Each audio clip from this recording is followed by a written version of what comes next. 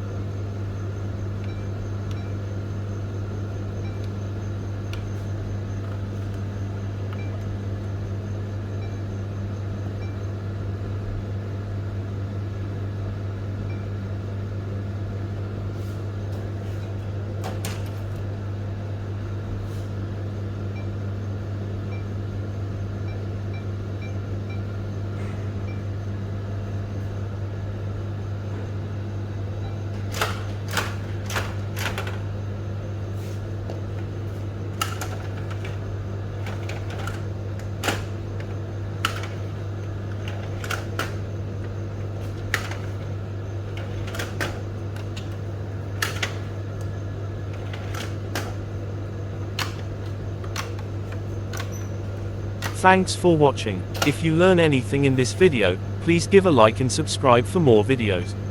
If you have any questions, just pin a comment.